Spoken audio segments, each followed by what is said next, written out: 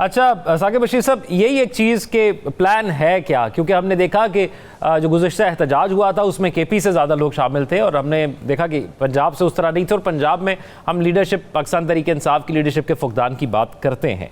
Active opposition में तो हमने देखा कि मौलाना बाजी ले गए, 26वीं तरमीम के हवाले से शिकें निकलवा दी, तरमीम की शिकों को कम करवा दिया। पाकिस्तान तहरीक इंसाफ तो 26वीं तरमीम पर भी कोई मुनज़्ज़म एहतजाज उस तरह नहीं कर सकी, गो कि वो मीटिंग्स का हिस्सा रही और वहाँ पर उन्होंने जो भी जिस तरह भी निकलवा सकते थे। तो अब क्या ये जो डीएक्टिव किस्म की ऑपोजिशन है ये एक्टिव हो सकती है जरगे के बाद?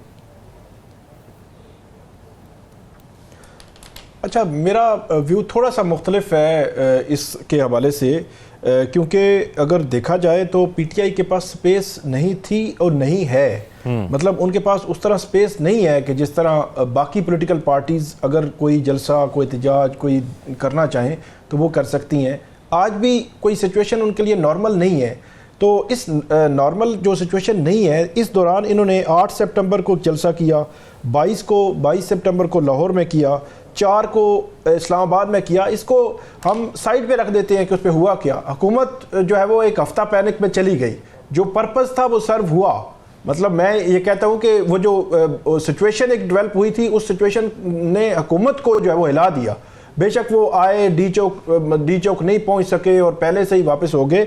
तो ये आप देख लें कि सितंबर, अक्टूबर और नवंबर बहुत दूर नहीं है। मतलब पिछले तकरीबन 70 दिनों में उन्होंने ये एक्टिविटीज़ की हैं। और 8 सितंबर हमें याद, हमने बात भी की थी कि 8 सितंबर पहली उनकी पॉलिटिकल गैदरिंग थी, वो 9 मई 2023 के बाद।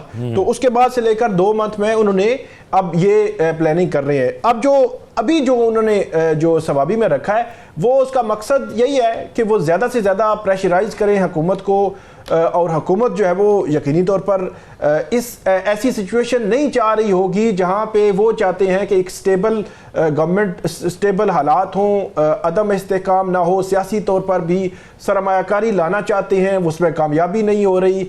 तो इसलिए ये हुकूमत पे एक प्रेशर बिल्ड करने की कोशिश है। बाकी अगर वो कहेंगे कफन बांध के आएंगे और इस तरह की बातें, वो पॉलिटिक्स में वो नहीं होती। ये बयानबाजी तो होती है कि हम ये भी कर देंगे, वो भी कर देंगे। पहली दफ़ा भी जो गंडापुर ने कहा था कि मैं डी चौक में पहुंचूंगा सब लोगों के पास और वापस नहीं आएंगे तब तक कि जब तक कि इमरान खान को रिहा नहीं कर दिया जाता। लेकिन बाद में उनके लीडरशिप ने कहा कि वो एक सियासी जो है वो बयानात थे उनके।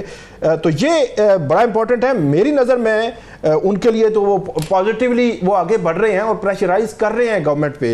लेकिन जो गवर्नमेंट वो अभी भी पैनिक में है। अब जो फैसल करीम कुंडी साहब हैं, गवर्नर साहब हैं, मैं उनका अभी बयान पढ़ रहा था, वो कह रहे थे वो बुशरा बीबी पहले लाहौर जाती थी, पंजाब के मामला देखती थी, तो ये जो पेशावर आ रही हैं इस पे हमें जो है वो कुछ शकूक व शुबहात हैं। तो ये आप इससे अंदाज़ा लगा लें कि वो उसका बुशरा बीबी का पेशावर पहुँच नहीं शकूक व शुबहात। कभी राना सनौला का बयान, कभी ख्वाजा आसिफ का, जो हुकूमती जमातें वो बुशरा बीबी के लाहौर और पेशावर आने पे ही अपने जो है वो तबसरे और तजिए जो है वो कर रहे हैं। जहाँ तक बात है केसेस की, वो बड़ा इंपॉर्टेंट है क्योंकि इनका जो सिनेरियो बनता है प्रेशर का, इनके केसेस पे भी चीज़ें आती हैं। केसेस के हवाले से इमरान खान साहब के केसेस इस्लामाबाद में चल रहे हैं, कल भी हैं, कुछ आइंदा हफ्ते भी हैं। इसके अलावा बुशरा बीबी की, जब बुशरा बीबी के केसेस के हवाले से ये बात आई थी कि उनकी जो जमानत हुई है वो डील के हवाले से, तो वो जो राव खालिद साहब ने बताया कि जो सिनेरियो होता है वो मुख्तलिफ बता रहा होता है। FIA ने बुशरा बीबी की उस जमानत को सुप्रीम कोर्ट में चैलेंज कर दिया है। मतलब वहां जो चीजें चल रही हैं वो उसी तरह ही चलेंगी, बिहाइंड द सीन बेशक जो मर्जी हो जाए। तो वो बुशरा बीबी की जो जमानत है वो सुप्रीम कोर्ट में जो है इस वक्त चैलेंज हुई है। आखिरी बात मैं ये करूंगा कि सबसे इंपॉर्टेंट है 9 मई के केसेस। अब 9 मई के केसेस के हवाले से ये बात आती रही है कि वो आगे नहीं बढ़ रहे, उनके फैसले नहीं हो रहे। अगर वो फैसले होते हैं तो हो सकता है कुछ को सज़ा, कुछ बरी भी हो जाएं और इस तरह का सिनेरियो जो है बन सकता है। इमरान खान साहब की लाहौर के केसेस भी पड़े हुए हैं।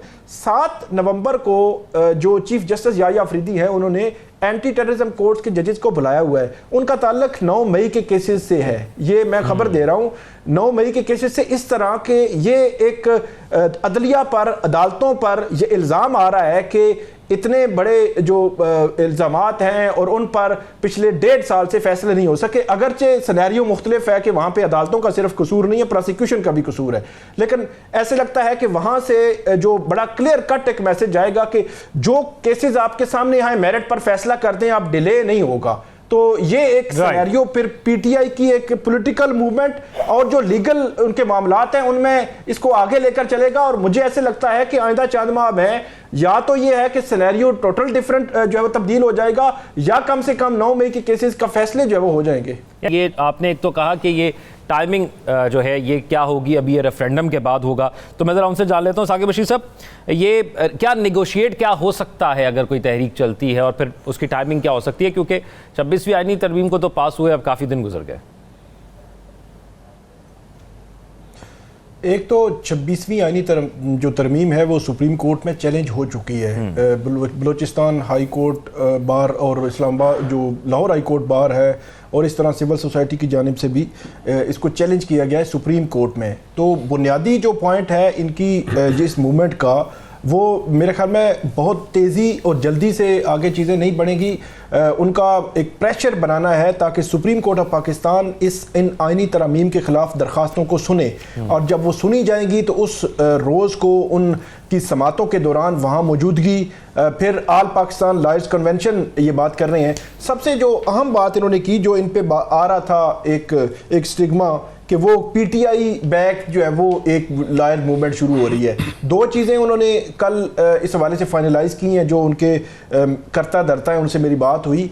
एक कि किसी पॉलिटिकल पार्टी का कोई स्लोगन कोई हमारा नहीं होगा। नंबर 2, उन्होंने कहा कि इंटरनली जो हमारे ग्रुप्स हैं, मतलब हामिद खान ग्रुप और आसमा जहांगीर ग्रुप, तो ये ग्रुपिंग की उससे भी बियॉन्ड होगी, मतलब उसका किसी ग्रुप के साथ भी ताल्लुक नहीं होगा। तो ये प्योरली इंडिपेंडेंस ऑफ जुडिशरी की बुनियाद पर हम कर रहे हैं, जिसमें किसी पॉलिटिकल पार्टी के वकला भी और इंटरनली भी वकला जो है वो आ सकेंगे और आइनी तरामीम की जो पिटिशंस हैं वो लगाएं।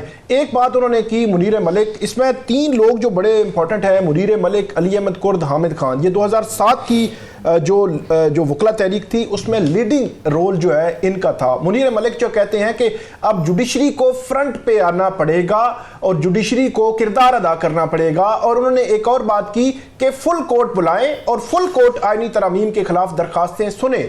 एक बहुत बहस हो रही है पिछले तकरीबन 1 हफ्ते से कि जब एक लॉ ऑफ लैंड बन चुकी है 26वीं आइनी तरमीम, तो आइनी मामलात आइनी बेंचेस में जाने हैं, तो फुल कोर्ट कैसे बुला ली जाए। तो यह सवाल जब उनसे किया गया तो उनका यह कहना है कि आइनी बेंचेस तो बेनिफिशरी हैं, आइनी बेंचेस या जजेस जो उसमें होंगे, तो इसलिए हम ये कहते हैं कि सुप्रीम कोर्ट फुल कोर्ट बिठाए और फुल कोर्ट देखे। हमें किसी एक जज को हम ये नहीं कहते कि ये बैठे और ये ना बैठे, फुल कोर्ट बैठे और इस सारी जो है वो इसको एग्जामिन करे और उसके बाद इसको जो है वो आगे चलाए। एक बड़ी इंपॉर्टेंट बात यह है कि इस वक्त justice Mansoor Ali Shah, justice Athar Minallah, justice Yahya Afridi chief justice हैं, वो सुप्रीम कोर्ट में मौजूद हैं। 2007 की जब ये शुरू हुई थी तहरीक, तो शुरू में यही पोजीशन थी कि कुछ समझ नहीं आ रही थी कि कहाँ से ये शुरू होगी, मोमेंटम बनेगा नहीं बनेगा, वकला आएंगे नहीं आएंगे, एग्री होंगे या नहीं होंगे।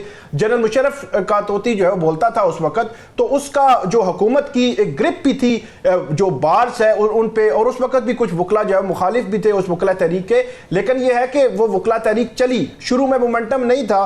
3 जो नाम मैंने जजेस के लिए, ये नाम भी इनिशियली वो एक्टिव हुए, बाद में जस्टिस अतर मिनल्ला तो बहुत एक्टिव रहे, जस्टिस मंसूर अली शाह और जस्टिस याया अफरीदी जो है उस लॉयर मूवमेंट में शुरू में वो साथ थे। तो ये भी एक बड़ा जो है इंपॉर्टेंट फैक्टर है कि वो इस वक्त सुप्रीम कोर्ट के अंदर मौजूद है और justice Yahya Afridi chief justice है। तो उस एंगल को भी हमें देखना होगा कि उस वक्त भी इंडिपेंडेंस ऑफ जुडिशरी की बात हो रही थी और आज भी इंडिपेंडेंस ऑफ जुडिशरी की बात हो रही है। फिर ये कह रहे हैं हम मुल्क भर की बार एसोसिएशंस के पास जाएंगे, ऑल पाकिस्तान लॉयर्स कन्वेंशन करेंगे।